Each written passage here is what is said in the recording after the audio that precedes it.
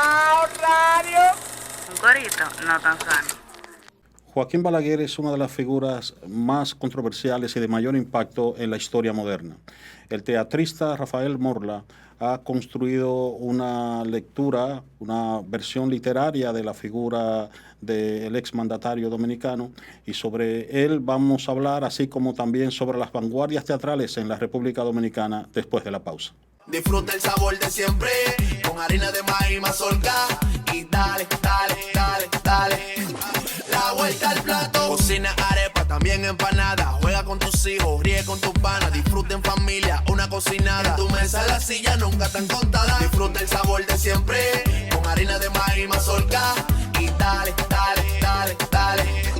La vuelta al plato, siempre felices, siempre contento. Dale la vuelta a todo momento. Cocina algo rico, algún invento. Este es tu día, yo lo que siento. Tu harina de maíz mazorca de siempre, ahora con nueva imagen.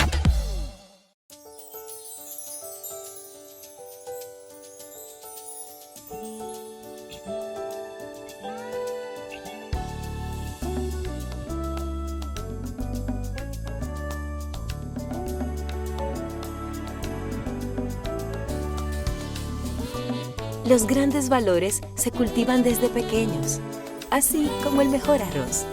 Arroz La Garza, definitivamente el mejor arroz dominicano. Agua Evian. Renueve tu ser y vive la experiencia única de beber del manantial de la vida y siente cómo tu cuerpo se revitaliza con cada sorbo. Agua Evian. Frescura que te inspira. Comparte, recuerda darnos tu like y activar la campanita para notificaciones. Bao Media Group presenta Conversaciones de la Caverna, conducido por Leonardo Díaz. Bienvenido, Rafael, a Conversaciones de la Caverna. Teníamos pendiente ya desde la última vez que nos vimos, ¿no?, de nuestra última conversación, abordar el tópico de las vanguardias teatrales en República Dominicana. Así que, bueno, vamos a iniciar nuestra conversación hablando sobre este tópico, ¿no? Y luego en una segunda parte de la conversación hablaremos sobre tu obra, que trata sobre la figura de Joaquín Balaguer, ¿no? Entonces comencemos con el tema de las vanguardias teatrales, ¿no? Vamos a ver, digamos, cuáles son las principales vanguardias teatrales, ¿no? Un poco, y cuáles son sus características, ¿no? Sí, bueno, lo primero es que para entender las vanguardias teatrales hay que entender qué son las vanguardias en el arte. Las vanguardias fue un movimiento artístico que se dio a principios del siglo XX, sobre todo en Europa, pero también en otras latitudes, que se caracterizó por una crítica al arte tradicional. En las vanguardias artísticas se rompió con el mismo concepto de arte, el arte decimonónico, también con el paradigma del arte por el arte, ese paradigma que hablaba de que el artista debía estar de espaldas al devenir social. Sí, que el arte era un fin en sí mismo. Claro, exactamente. Entonces las vanguardias comienzan a romper con eso y se mezcla estética con ideología. Lo cual resultó bastante problemático y tiene muchísimas aristas, etcétera. En el mundo del arte, entonces hubo antes de hablar de las vanguardias en el teatro, en el mundo del arte surgieron múltiples vanguardias, porque una de las características más interesantes era que eran como movimientos cortos, el dadaísmo, el impresionismo, y después, o sea, todos los ismos, surgieron muchísimos ismos, muchos de ellos se contradecían y sustituían sus concepciones. Ahí se experimentaba. Una de las características es la experimentación en cuanto a la forma, la búsqueda de nuevos lenguajes, etcétera. En el mundo del teatro también se comenzó a experimentar sobre la puesta en escena, sobre la dramaturgia, a cuestionar la estructura aristotélica del drama, a quitarle hegemonía al texto dramático dramático, que durante siglos en la historia del teatro el texto era como sagrado, el sagrado y el sí. absolutista. Entonces, en las vanguardias teatrales el texto pasa a ser un elemento más de la puesta en escena. Y entonces incluso el concepto de dramaturgia comienza a ampliarse. Se habla no solo de dramaturgia textual, sino de dramaturgia corporal, de dramaturgia de la escena, etcétera. Y bueno, entonces básicamente es eso.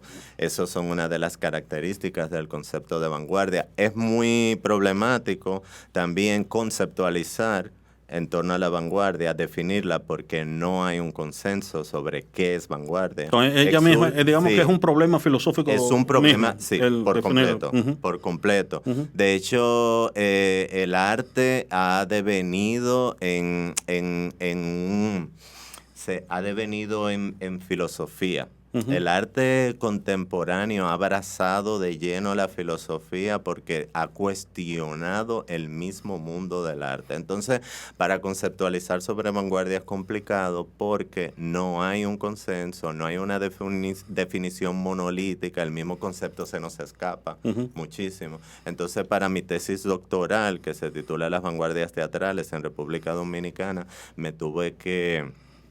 fue un reto poder conceptualizar sobre las vanguardias teatrales, porque cuando empecé a hacer el levantamiento sobre las vanguardias artísticas me encuentro con este tremendo lío de qué son las vanguardias y de tantos debates y tantas problemáticas. Pero el mayor problema con el cual me encontré fue el siguiente, que todas las teorizaciones, todos los teóricos que conceptualizaron sobre las vanguardias, tanto en el arte como en el teatro, lo hacían analizando ejemplos de manifestaciones artísticas que ocurrían en el primer mundo y se colocaban de espaldas a lo que ocurría en latitudes como América Latina, por ejemplo, que es lo que nos compete. Entonces, de repente, si yo cuando me llevaba de todos estos teóricos de la vanguardia, de repente no existe vanguardia teatral en República Dominicana y en América Latina. Porque se estaba buscando, digamos, cómo clasificarlas en función de los movimientos europeos, ¿no? Entonces no encajaban,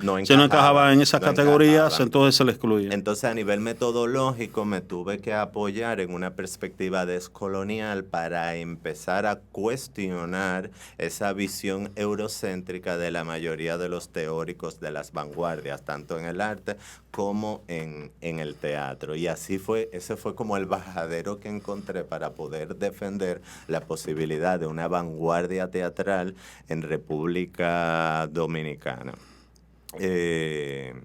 También otro problema con el cual me enfrenté fue que no hay mucha bibliografía historiográfica sobre el teatro dominicano. La hay, la de José Molinaza, la del Grupo Gratey, y hay una que otras tesis de doctorales y de grado, etcétera. Pero yo comparaba la cantidad de bibliografía sobre teatro de América Latina, no estoy ni hablando de Europa, y en comparación a aquí... sí, digamos que no era un tema sobre el que podríamos decir que existía una literatura. Esta tesis mía es un aporte a la bibliografía sobre el teatro dominicano. Es una tesis de carácter interdisciplinario porque no solo teorizo desde una perspectiva teatral, sino también desde una perspectiva filosófica. Bueno, gracias a mi formación de filósofo, pero también desde una perspectiva sociológica, desde una perspectiva histórica, etcétera. ¿Y qué, digamos, son... digamos, las características, si es que podemos decir que hay unos patrones, digamos, comunes que permiten hablarnos de que esas distintas, digamos, expresiones que tú miraste son vanguardias, ¿no? Sí, una de las características es que como el mismo nombre lo dice, la vanguardia, que viene del término bélico, se coloca, son la parte del ejército que se encuentra delante de todo. Entonces la vanguardia va más allá del status quo, más allá de la visión hegemónica de las artes. En el teatro pasa lo mismo. Entonces un teatro de vanguardia es un teatro no oficialista, un teatro de vanguardia es un teatro no hegemónico, no tradicional, es experimental, es también comprometido socialmente sin caer en panfletarismo. que ahí también Sí. hay un debate que tampoco está zanjado. Claro. Sí, porque sí. algunos artistas de vanguardia caen en cierto panfletarismo. ¿Y cuál es también. cuál es el límite? ¿Y cuál es el límite? Eso es un debate de la contemporaneidad Sí. que todavía está ahí.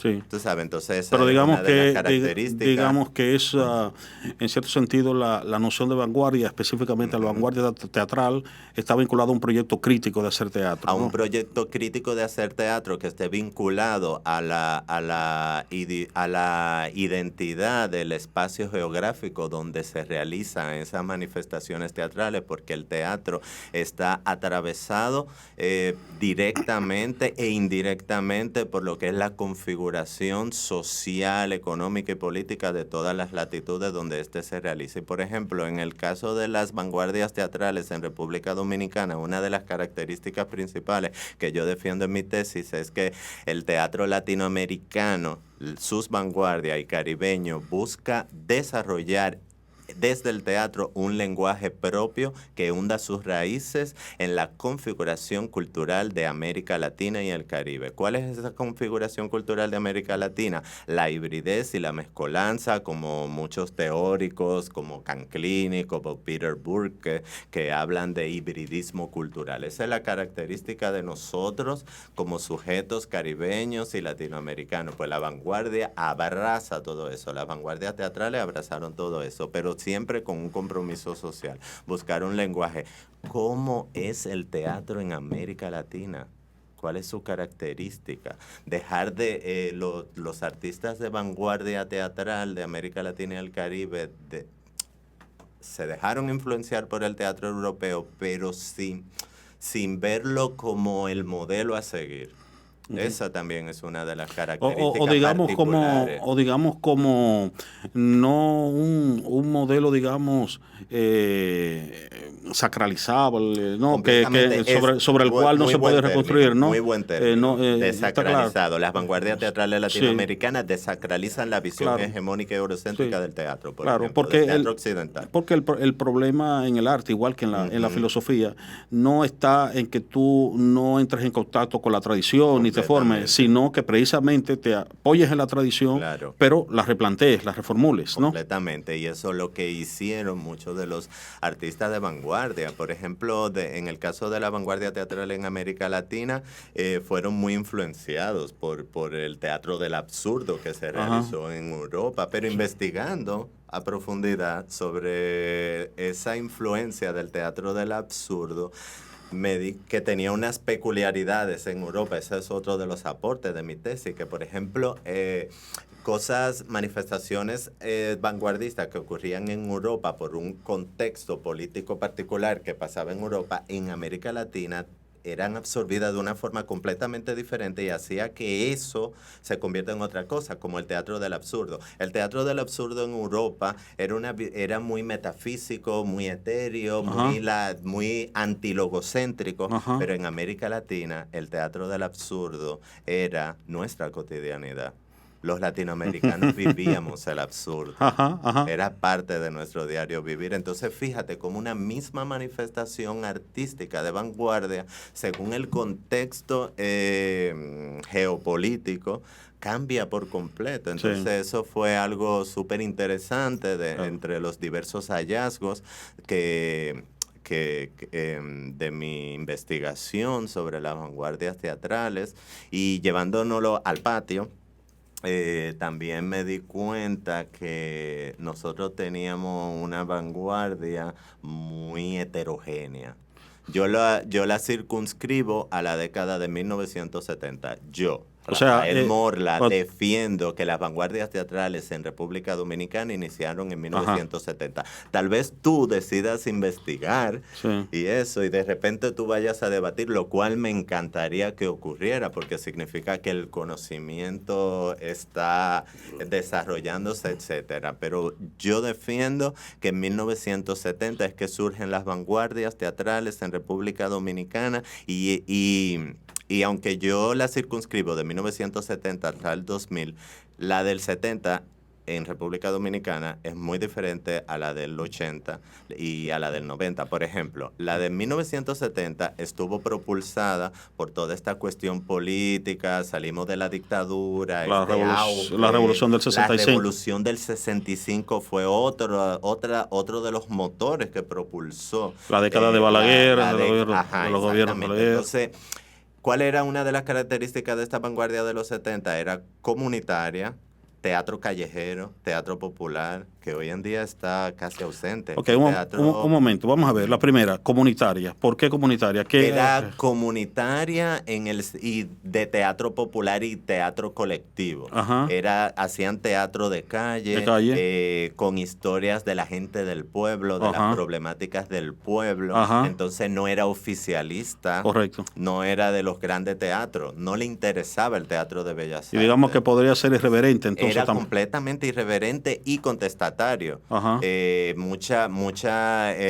Algunos eran, se lo metían preso, no sé qué, Ajá. iban a los pueblos, los clubes culturales, Ajá. en todo el país. Sí. O sea, a mí se me erizan los pelos porque fue una época, la década de los 70 en el teatro, donde el pueblo dominicano en todos los rincones se hacía teatro y estaba, no como, no era un teatro snob, eran el campesinado, la gente de la calle estaba representada en el teatro. Entonces, además de ser popular, comunitario, ¿qué otra característica? Otra de las características es que experimentaba con el cuerpo, diversas formas de corporalidad en el teatro. Ya no era un teatro tanto del decir, del buen decir. A nivel actoral era más, exploraba con el cuerpo, con la corporalidad del dominicano, etcétera, aunque era muy tímido esa parte, pero comienza a gestarse ahí. También en la década de los 70 con Nuevo Teatro, Rafael Villalona comienza también a hacerse una criollización de Stanislavski. Comienza a desarrollarse también y a hacerse una búsqueda sobre el actor. Stanislavski hablaba del héroe escénico, la búsqueda del héroe escénico, cuál era la verdad de nosotros los dominicanos, cuál es nuestro héroe. Entonces eso también es una de las características del teatro de vanguardia de los 70, ya dije popular, callejero, son muchos, obviamente se me olvidarán ahora. Y entonces tú dices que lo diferencia con respecto al de los 80, ¿en qué se difería? En los 80 se vuelve más heterogéneo aún. La experimentación, una de las diferencias, por ejemplo, es que en los 70 estaba mucho más comprometido social y políticamente. Pero en los 80, los artistas, los teatristas, se comprometen más, pero con la experimentación, se van más a la forma. Y hay mucho mayor heterogeneidad. También otra característica que pudiéramos ver como algo malo es que el teatro popular comienza a decaer, digamos, a retroceder. A retroceder, pero sí hay un posicionamiento contra el teatro hegemónico representado por Bellas Artes. Hay como muchas búsquedas, mucho teatro independiente. Otra de las características de los 80 es que surgen eventos donde los teatristas dominicanos comienzan a reflexionar sobre el arte escénico del país, lo cual yo aplaudo sobremanera y que debemos seguir haciendo. En los 80 se reflexionó. O sea, los teatristas dominicanos pusieron el ojo hacia su teatro, empezaron, ¿qué teatro estamos haciendo? ¿Qué teatro queremos hacer? ¿Cuáles son las características de nuestro teatro? Entonces eso en los 80 surgió. En la tesis doctoral yo analizo todas las cuestiones políticas y sociales que propiciaron esas cuestiones. Y ya en los 90 el teatro popular y callejero muere. Vemos que se vuelven como pequeñas islas, surge el Ventú, ya no el teatro colectivo casi tampoco tiene mucho auge, pero sí hay una búsqueda excesiva por la corporalidad. Por ejemplo, por mencionarte, hay muchos, pero por mencionarte, comienzan a recontextualizarse la antropología teatral de Eugenio Barba, que hablaba de que de hecho llegó a estar, la compañía llegó a estar aquí, inclusive. Sí, él llegó a dar talleres y a presentar obras aquí. Entonces el teatro de los 90 estuvo muy influenciado por Jerzy Grotowski, por la antropología teatral, por las búsquedas corporales, pero desde diferentes ópticas. Por ejemplo, en los 90 el teatro Guloya está inspirado en la forma como los Guloyas ven la antropología teatral. Por ejemplo, Catarsis Teatro de Arturo López está influenciado por la antropología teatral, pero como Catarsis veía la antropología teatral. Y el grupo Jaqueca también tiene una lectura diferente de la antropología teatral. Entonces vemos como esa heterogeneidad. Eso es una de las características de los 90. Entonces algo que me llamó mucho la atención fue cómo en mi tesis yo estudié nada más esas 3 décadas, pero 3 décadas completamente diferentes. Todo esto que yo te he mencionado en otras partes del mundo es como en el siglo tal, ocurre en un siglo, pero aquí en 10 años. Fueron cambios muy dramáticos, sí. Porque claro, como durante los 30 años de dictadura trujillista, el teatro estuvo completamente muerto. Imagínate, cuando matan al dictador. Sí, hubo un boom de expresividad. Vamos a aprovechar todo el tiempo perdido. Muy bien. Pues, vamos Igual tiene muchísimas aristas. Yo te lancé así como. No, claro, no. Sabemos que tenemos que sintetizar aquí, inevitablemente, ¿no? Sí. Bueno, pues vamos a dejar hasta acá el tema de las vanguardias teatrales. Y después de la pausa, yo quiero que tomemos entonces un tema muy interesante, que es una dramaturgia tuya sobre la figura de Joaquín Balaguer, ¿no? Sí. Después de la pausa, entonces, tocaremos este tema. Okay. Conversaciones de la caverna. Gato fue lo primero que escribiste cuando te salió la voz. No hubo quien preguntara la suerte de callado delirio donde estás. Te dejo ir a mí, más cerca, a esa teta, más arriba. Desliza por la boca la oída de tus pasos alados. Pero si alcanzo a ver lo que miras, esa maravillosa nada, prometo detenernos, quedarnos quietas. Te levanto el peso de todas las mujeres que te detuvieron para ser, hablar, bailar, para correr patios e inundar palabras. Ahora es tu tiempo, ya no hay faltas ni afán. Los alibabás se pueden calmar. Tú eres el silencio. Hola, yo soy Mercedes Morales. Este es mi primera novela, Adiós Chinita. Ojalá les guste o les provoque alguna cosa. Y el fragmento que le leí ahora mismo es un poema que yo lo seccioné. Quise leérselos para que tuvieran un poquito de la esencia de Adiós Chinita. Tiene muchísimo que ver como con la célula madre de la novela. Es parte del perfil de uno de sus personajes principales, donde entendí que era coherente con la narrativa. Está escrito a 3 voces, 3 narradoras, 3 mujeres. Empieza todo el cuento, toda la historia, con parte de historias dominicanas reales, como por ejemplo el refrán, eso lo saben hasta los chinos de Bonao, pero es una ficción. Y coloco a esos chinos en situaciones diversas. Nada, espero que lo lean. Está disponible en Cuesta, Centro del Libro. Pueden contactarme directamente y coordinamos para que el libro llegue a sus manos. Estoy en las redes, tengo Instagram y tengo Facebook, que por ahí me pueden también buscar y que nos quedamos de acuerdo para que tengan Adiós Chinita.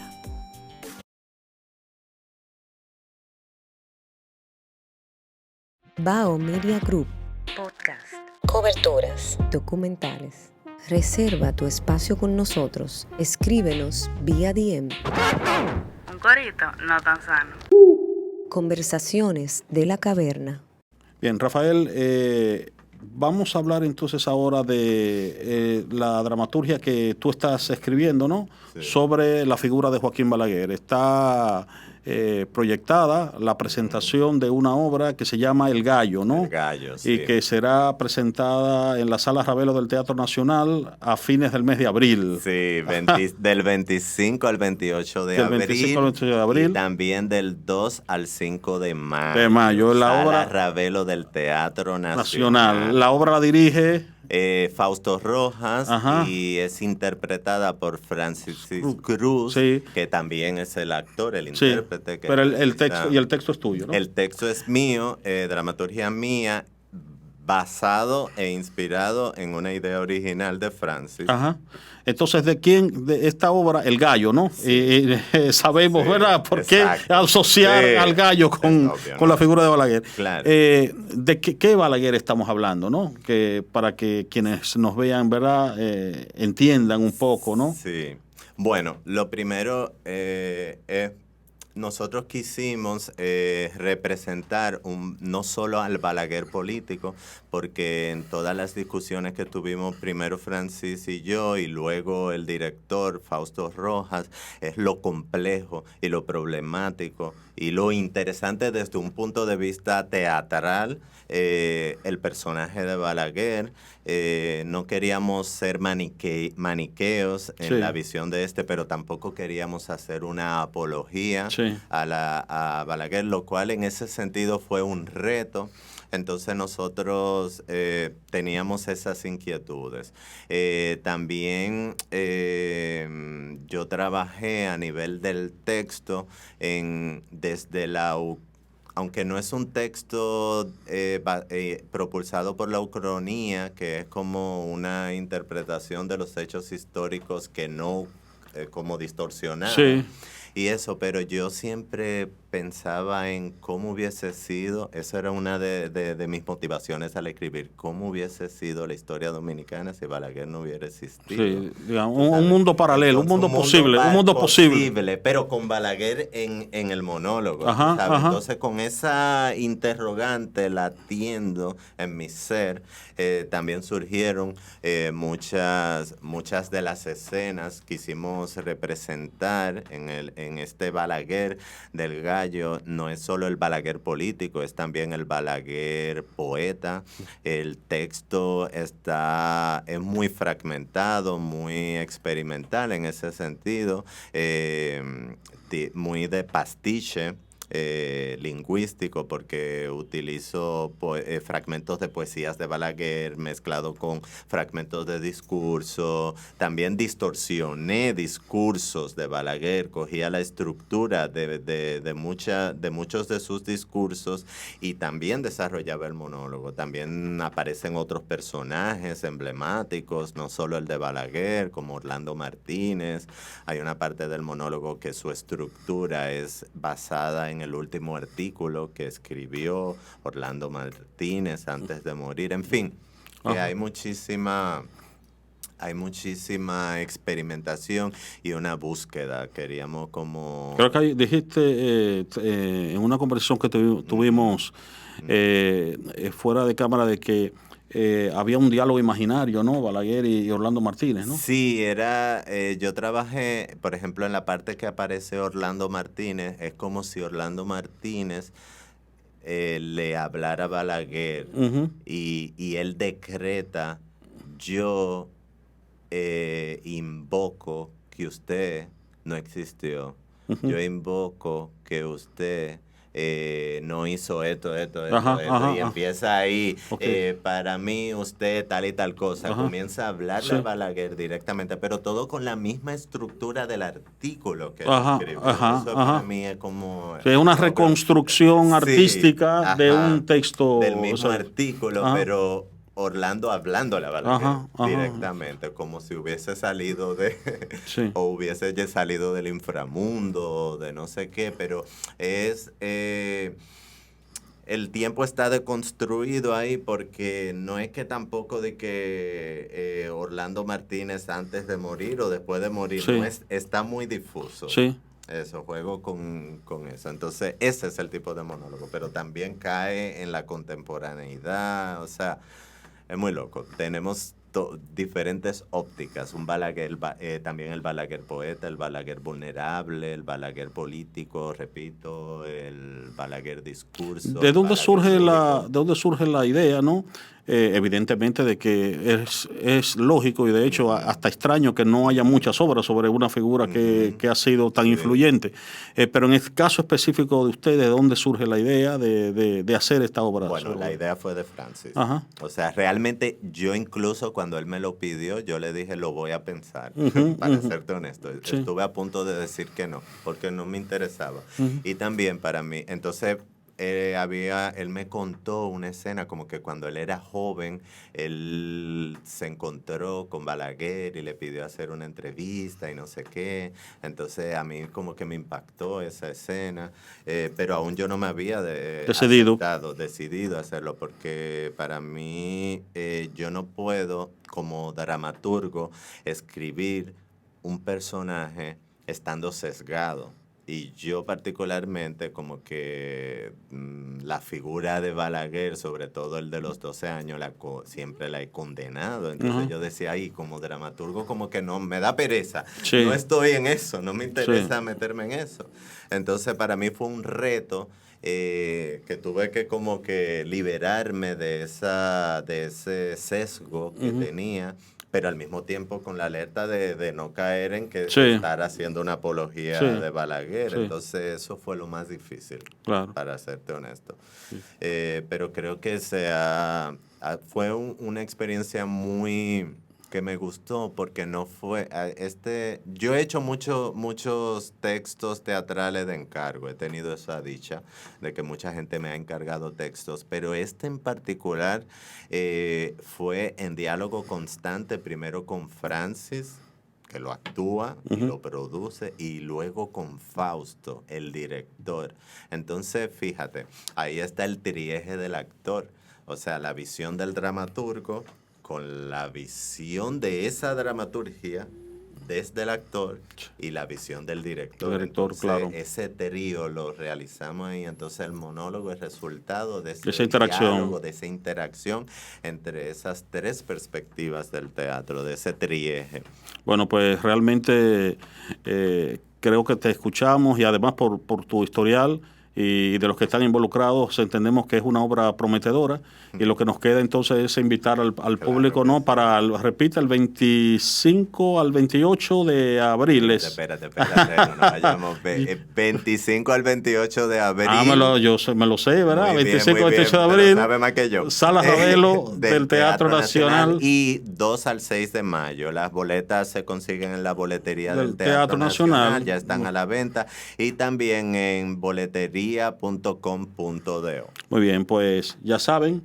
Entonces, gracias a Rafael por habernos acompañado. Gracias a ti por la invitación. Y a ustedes, gracias por acompañarnos en estas conversaciones de la caverna.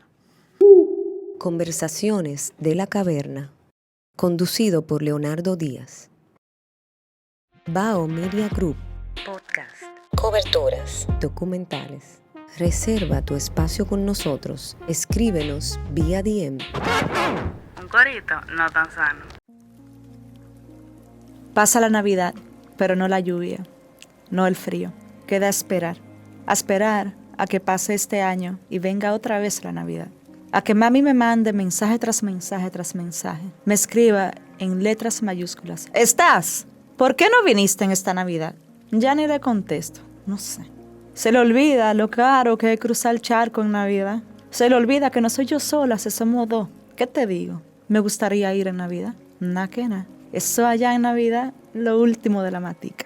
Por eso pasajes te cuestan un ojo en la cara y la costilla. Así que de momento me toca guayarme. No más alboroto, solo ajedrez y monopolio. No más Brugal ni sin más sabor navideño, pero sí Star Wars, Die Hard y champán. Cero estrenar un vestido en Año Nuevo, solo pantalón y sombrero. Pa' fuera el pastel en hoja. Bienvenido al Christmas pudding. Qué vaina ni más mala. Espero que la lluvia pase algún día, que pueda andar sin mojarme el pelo, sin tener a mami jodiendo con que si fue al salón, que por qué tengo esas uñas tan feas, que por qué tengo esas uñas tan feas, que por qué no planché la camisa antes de salir. La libertad, como todo, tiene su precio. Mi nombre es Carlina Veras. Esta es la novela La Mansa, publicada por la editorial argentina Equidistancias. Se trata de una mujer que vive su vida entre República Dominicana y Londres. Es un recuento de su vida entre el presente y el pasado. Es una mezcla entre poesía, diario y también anécdotas familiares y coloquiales. Yo les invito a que se unan al mundo de ella, que la descubran y a lo mejor descubren que ustedes también tienen un poquito de Mansa. Lo pueden obtener en Amazon, en Londres, en la librería Calder, en Waterloo. También está en Libro de Pasaje en Argentina, está en la librería Dorian en Huelva, en España, y pronto estará en República Dominicana y en otras librerías latinoamericanas. Comparte, recuerda darnos tu like y activar la campanita para notificaciones. Disfruta el sabor de siempre, con harina de maíz mazorca y dale, dale, dale, dale. La vuelta al plato, cocina arepa, también empanada. Juega con tus hijos, ríe con tus panas, disfruta en familia, una cocinada. En tu mesa la silla nunca tan contada. Disfruta el sabor de siempre, con harina de maíz mazorca y dale, dale, dale, dale. La vuelta al plato, siempre felices, siempre contento. Dale la vuelta a todo momento. Cocina algo rico, algún invento. Este es tu día, yo lo que siento. Tu harina de maíz mazorca de siempre, ahora con nueva imagen.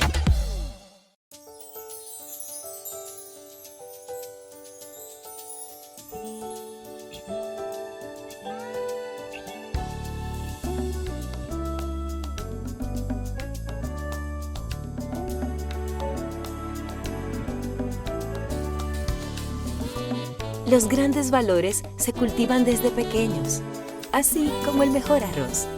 Arroz La Garza, definitivamente el mejor arroz dominicano. Agua Evian. Renueve tu ser y vive la experiencia única de beber del manantial de la vida y siente cómo tu cuerpo se revitaliza con cada sorbo. Agua Evian. Frescura que te inspira.